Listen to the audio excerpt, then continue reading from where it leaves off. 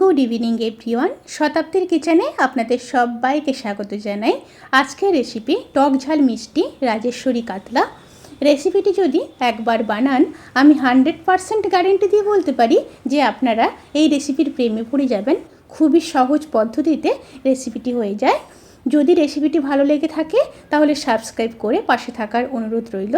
তাহলে চলুন শুরু করা যাক আজকের এই সহজ এবং সুস্বাদু রেসিপি। প্রথমে মাছগুলোকে ম্যারিনেট করে নেব। তার জন্য আমি কাতলা মাছের পেটি ব্যবহার করেছি। আপনারা চাইলে গাদার পিসও ব্যবহার করতে পারেন এই রান্নার ক্ষেত্রে। এবার মাছগুলোকে ম্যারিনেট করে নেব। তার জন্য দিয়ে দেব হাফ চামচ হলুদ গুঁড়ো, আর দিয়ে দেব পরিমাণ মতো লবণ, সামান্য সর্ষের তেল।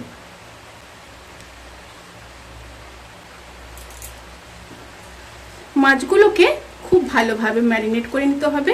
ম্যারিনেট করে 10 থেকে 15 মিনিট স্ট্যান্ডিং টাইমে অতি অবশ্যই রাখতে হবে।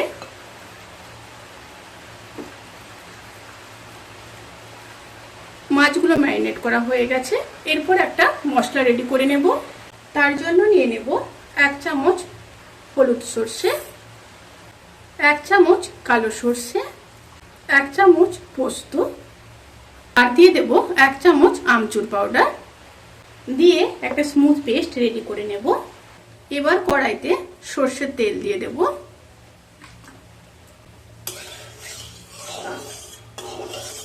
তেলটা গরম হয়ে গেছে। এবার মাছগুলোকে ভেজে নেব। একটা সাইড মাছ ভাজা হয়ে গেছে, এবার উল্টে দেব। মাছগুলো ভাজা হয়ে গেছে, এবার তুলে নেব।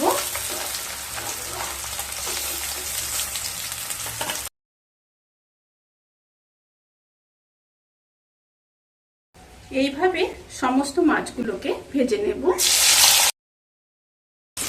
সমস্ত মাছগুলো ভাজা হয়ে গেছে, এবার মাছগুলোকে তুলে নিচ্ছি।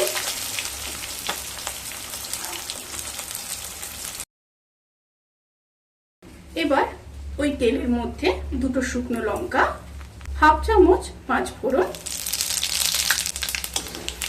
একটু নেড়ে নেব। এবার দিয়ে দেব 1 চামচ গ্রেটেড রসুন, একটু নেড়ে নেব।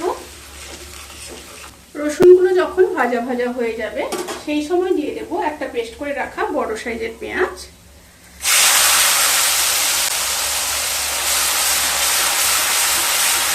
পেঁয়াজ আর রসুনকে খুব ভালোভাবে কষিয়ে নেব। রসুন আর পেঁয়াজ খুব ভালোভাবে কষানো হয়ে গেছে।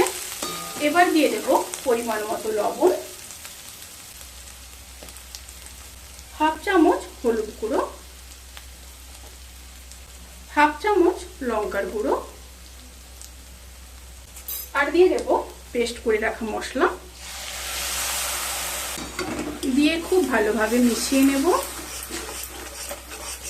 এবার মশলাগুলোকে ভালোভাবে কষিয়ে নিয়ে তারপর ফিরে আসছি। মশলাগুলো খুব ভালোভাবে কষানো হয়ে গেছে। সাইড থেকে দেখুন তেল ছেড়ে দিয়েছে। এরপর পরিমাণ মতো জল দিয়ে দেব। এই রান্নার ক্ষেত্রে কিন্তু বেশি জল দেবেন না, গা মাখা ঝোল হবে।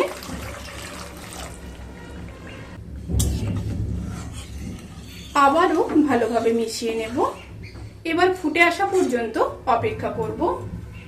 তরকারিটা ফুটে এসছে। এবার ভেজে রাখা মাছগুলোকে দিয়ে দেব।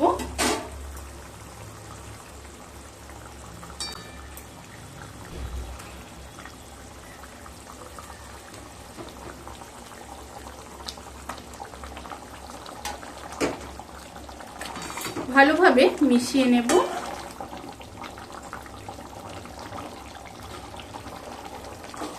মিশিয়ে নিয়ে ঢাকা দিয়ে 5 মিনিট লো স্টিমে রান্না করে নেব।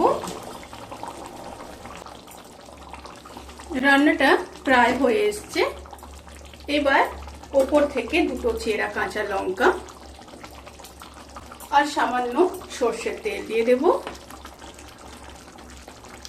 আর যেহেতু এই রান্নার ক্ষেত্রে আমচুর পাউডার ব্যবহার করা হয়েছে, সেই জন্য অবশ্যই কিন্তু হাফ চামচ চিনি দিয়ে দিতে হবে।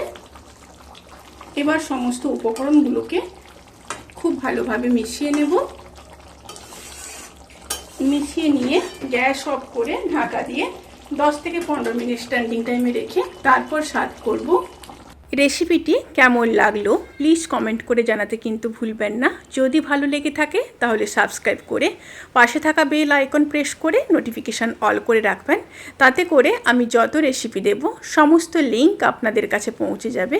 আপনারা সবাই ভালো থাকবেন, সুস্থ থাকবেন, সাবধানে থাকবেন। আজকের মতো এই পর্যন্ত। পরের ভিডিওর জন্য অপেক্ষা করুন। টাটা।